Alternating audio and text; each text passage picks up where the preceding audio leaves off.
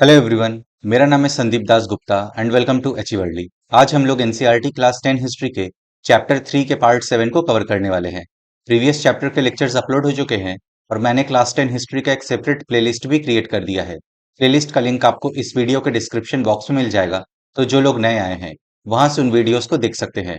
NCERT के books को आप एनसीईआरटी की वेबसाइट से फ्री में डाउनलोड कर सकते हैं, तो वहां से आप इस बुक को डाउनलोड कर लें और आज का लेक्चर देखने के बाद एक बार इस चैप्टर को पढ़ लें, जिससे कि आपको और अच्छे से समझ में आएगा।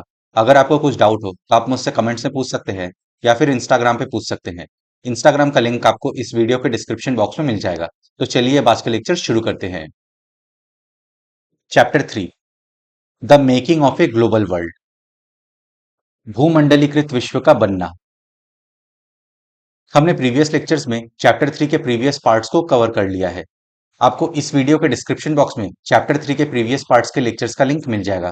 अगर आपने वो वीडियोस नहीं देखा है तो पहले आप उन्हें देख लें, फिर आज के लेक्चर के साथ कंटिन्यू करें, जिससे कि आपको और अच्छे से समझ में आएगा।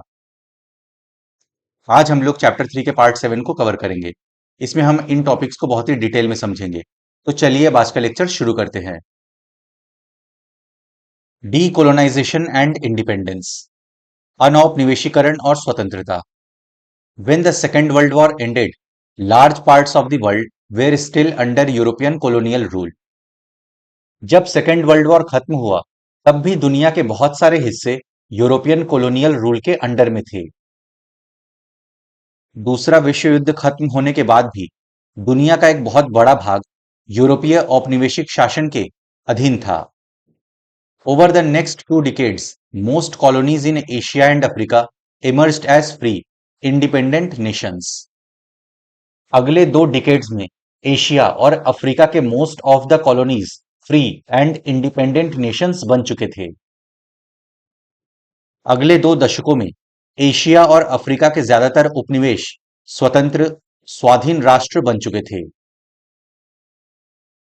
दे were however overburdened by poverty and a lack of resources, and their economies and societies were handicapped by long periods of colonial rule. But ये सभी देश पॉवर्टी और रिसोर्सेज की कमी के प्रॉब्लम्स को फेस कर रहे थे, क्योंकि यूरोपियन कॉलोनियल पावर्स ने इन देशों के रिसोर्सेज को बिल्कुल निचोड़ लिया था। लंबे समय तक कॉलोनियल रूल में रहने की वजह से इन देशों की इकोनॉमी और सोसाइटी बिल्कुल हैंडीकैप्ड हो गई थी। लेकिन ये सभी देश गरीबी व संसाधनों की कमी से जूझ रहे थे।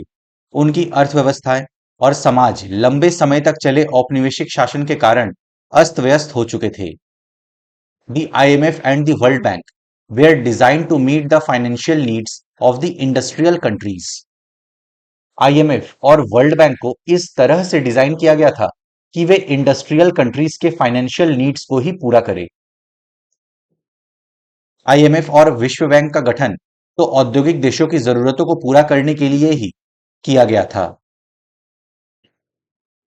They were not equipped to cope with the challenge of poverty and lack of development in the former colonies. Farmer colonies यानी जो देश आजाद हुए थे, उन देशों के गरीबी और विकास की समस्या से लड़ने के लिए आईएमएफ और वर्ल्ड बैंक सक्षम नहीं थे, क्योंकि आईएमएफ बनी ही थी वेस्टर्न कंट्रीज को रिवाइव करने के लिए। ये संस्थान भूतपूर्व उपनिवेशों में गरीबी की समस्या और विकास की कमी से निपटने में दक्ष नहीं थे।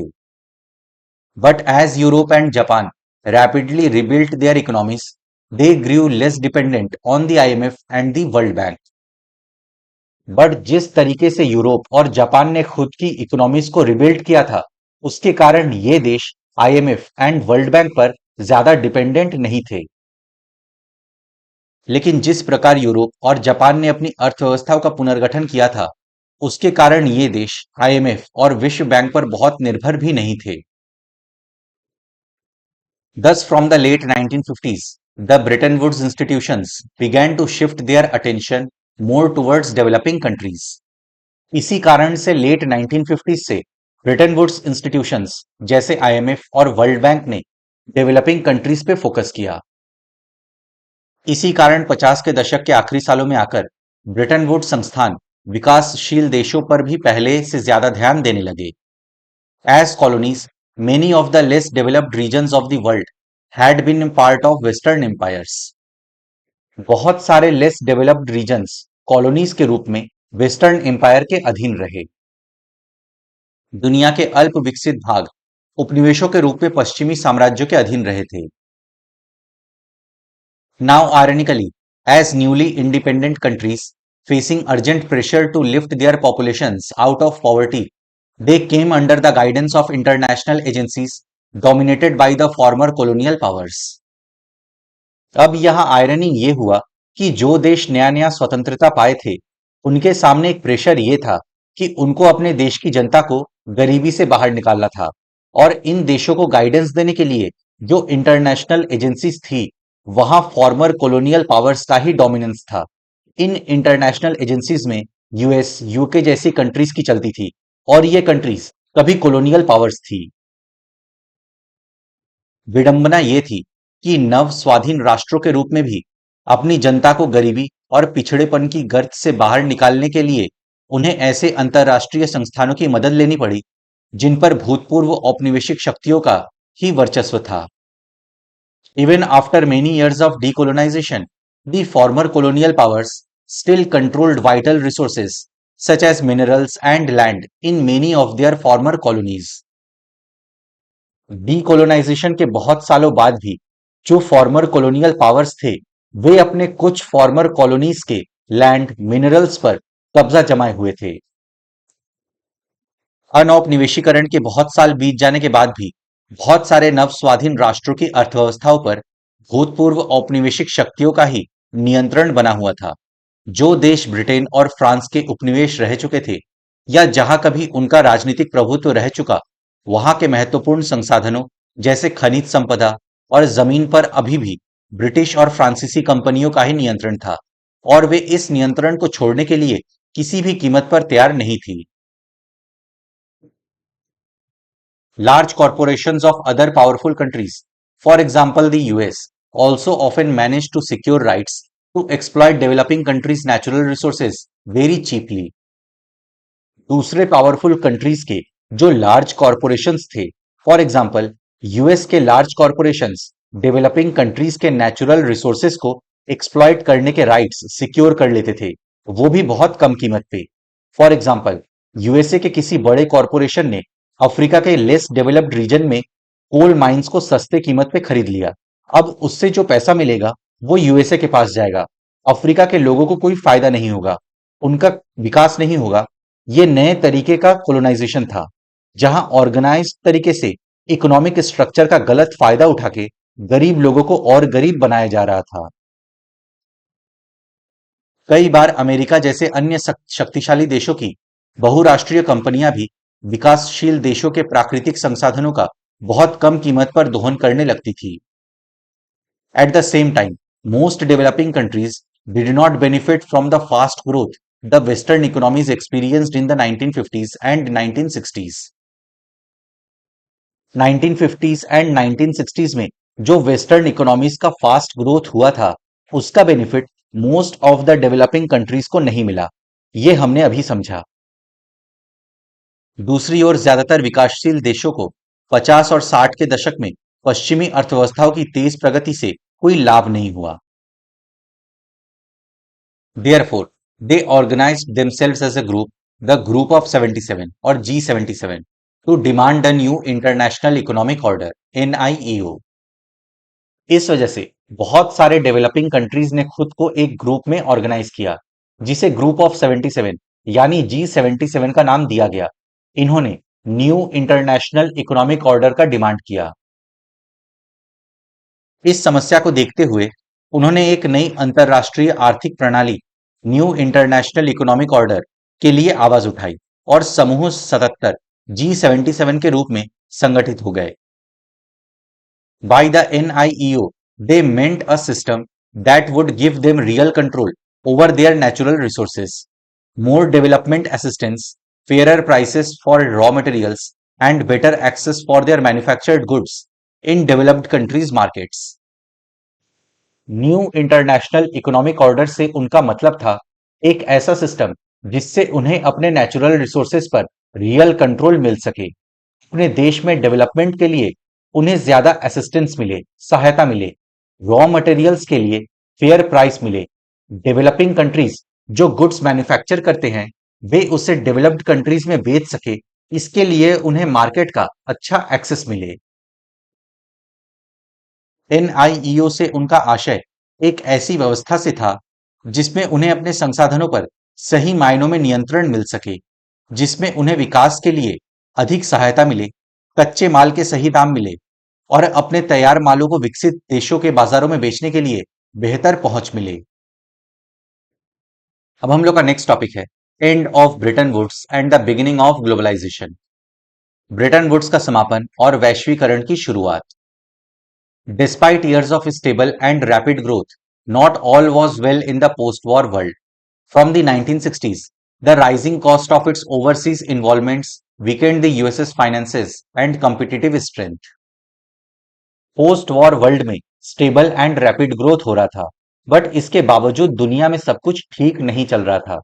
यूएस का ओवरसीज में इन्वॉल्वमेंट था, वो इन्वेस्टमेंट करता था, बट 1960 से उसका कॉस्ट यानी लागत बढ़ने लगा ओवरसीज में, जिससे उसकी finance and competitive strength weak होने लगी। सालों की स्थिर और तेज वृद्धि के बावजूद युद्धोत्तर दुनिया में सब कुछ सही नहीं चल रहा था। 60 के दशक से ही विदेशों में अपनी गतिविधियों की भारी लागत ने अमेरिका की वित्तीय और प्रतिस्पर्धी क्षमता को कमजोर कर दिया था। The US dollar now no longer commanded confidence as the world's principal currency. World के प्रिंसिपल करेंसी के रूप में यूएस डॉलर ने अपना कॉन्फिडेंस खो दिया था। अमेरिकी डॉलर अब दुनिया की प्रधान मुद्रा के रूप में पहले जितना सम्मानित और निर्विवाद नहीं रह गया था। It could not maintain its value in relation to gold. This eventually led to the collapse of the system of fixed exchange rates and the introduction of a system of floating exchange rates. सोने की तुलना में dollar का value गिरने लगा। इसके चलते fixed exchange rate का जो सिस्टम था वो कोलैप्स कर गया और इसी के साथ इंट्रोड्यूस हुआ फ्लोटिंग एक्सचेंज रेट सिस्टम। सोने की तुलना में डॉलर की कीमत गिरने लगी थी। अंततः स्थिर विनिमय दर की व्यवस्था विफल हो गई और प्रवाहमयी या अस्थिर विनिमय दर की व्यवस्था शुरू की गई। Exchange rates. They link national currencies for purposes of international trade. There are broadly two kinds of exchange rates: fixed exchange rates and floating exchange rate. Exchange rate का मतलब है इंटरनेशनल ट्रेड के लिए डिफरेंट कंट्रीज के national currencies को एक दूसरे के साथ लिंक किया जाता है। दो टाइप के एक्सचेंज रेट होते हैं, पहला है फ्लोटिंग एक्सचेंज रेट और दूसरा है फिक्स्ड एक्सचेंज रेट। विनिमय दर। इस व्यवस्था के जरिए अंतरराष्ट्रीय व्यापार की सुविधा के लिए विभिन्न देशों की राष्ट्रीय मुद्राओं को एक दूसरे से जोड़ा जाता है।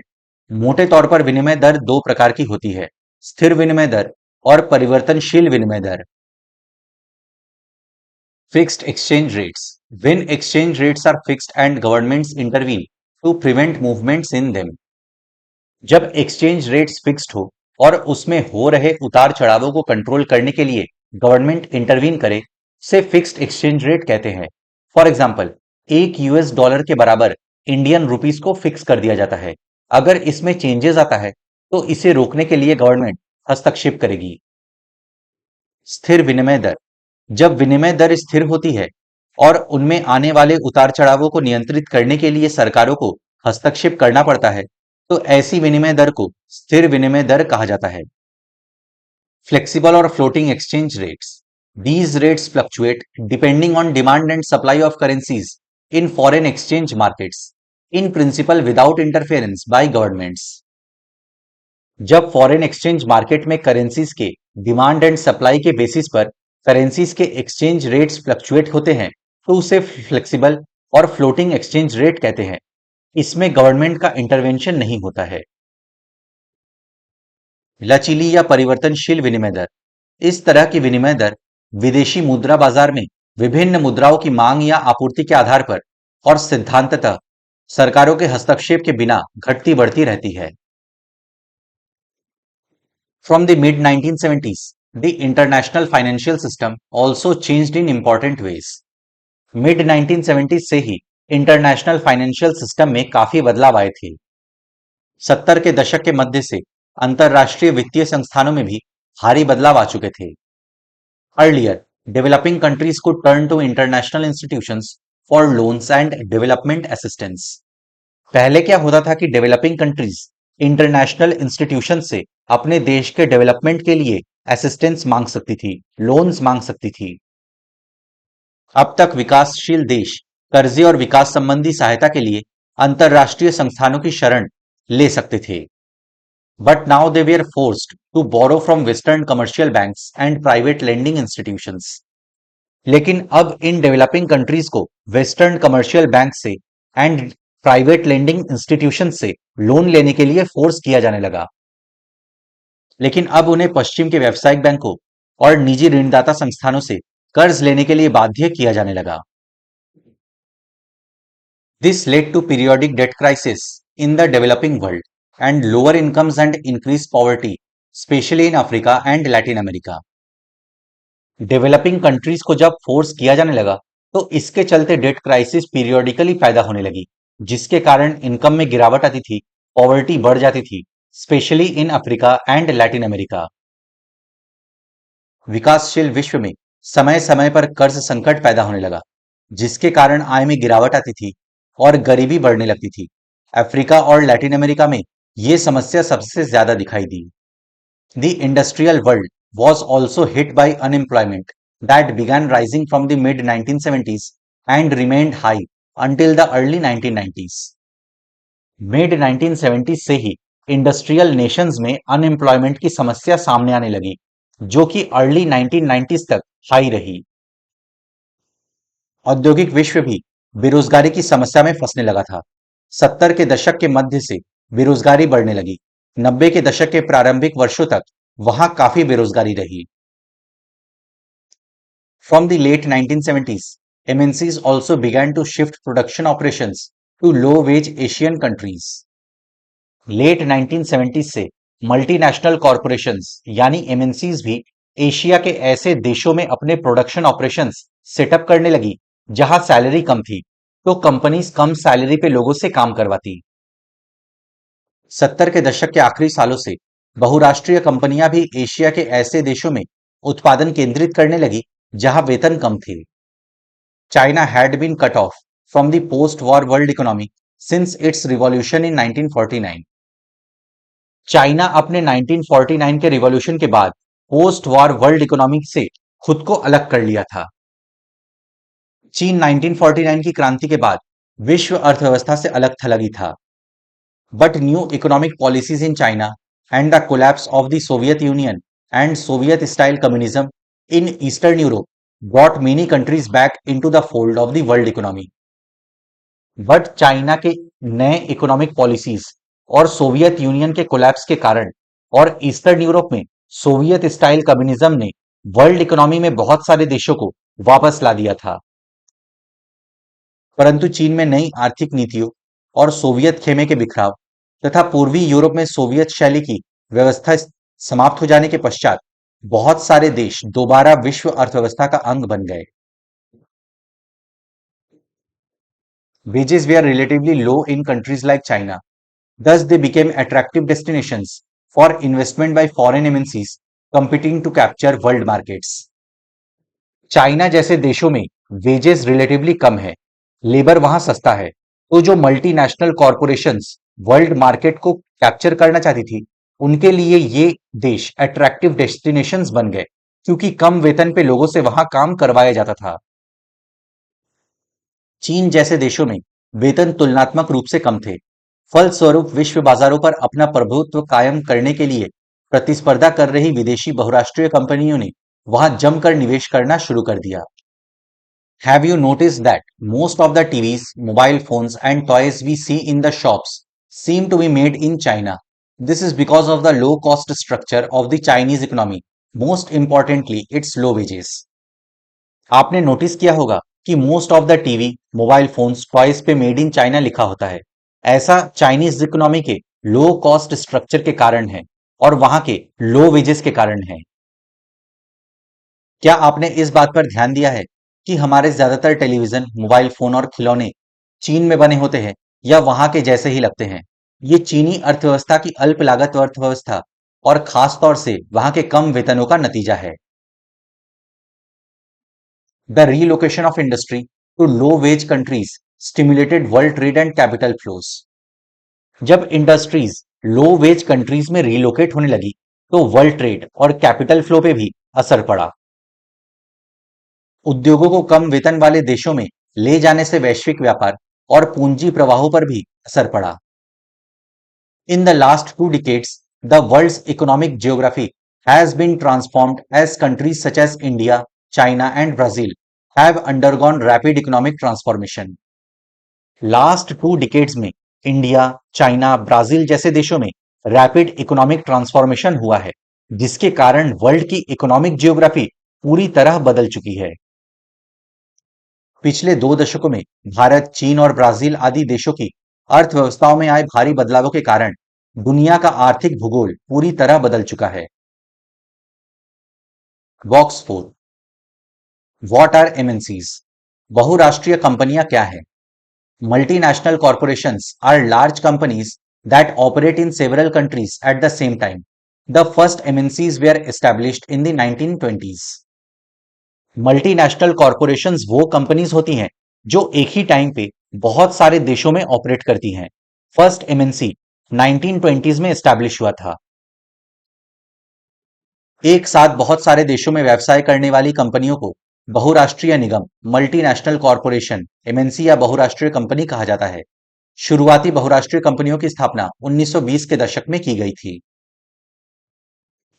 Many more came up in the 1950s and 1960s as US businesses expanded worldwide and Western Europe and Japan also recovered to become powerful industrial economies.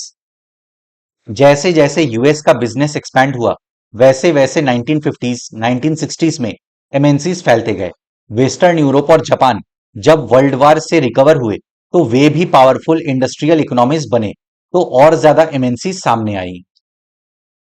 50 व 60 के दशक में जब अमेरिकी व्यवसाय दुनिया भर में फैलते जा रहे थे और पश्चिमी यूरोप एवं जापान भी विश्व युद्ध के प्रभाव से बाहर निकलते हुए शक्तिशाली औद्योगिक राष्ट्र बनने की ओर अग्रसर थे, उस समय ऐसी बहुत सारी नई कंपनियां सामने आईं। The world wide spread of MNCs was a notable feature of the 1950s and 1960s। MNCs का जो वर्ल्ड वाइड स्प्रेड हुआ था वो 1950s एंड 1960s का एक नोटेबल फीचर था।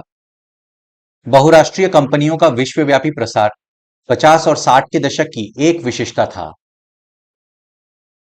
This was partly because high import tariffs imposed by different governments forced MNCs to locate their manufacturing operations and become domestic producers in as many countries as possible.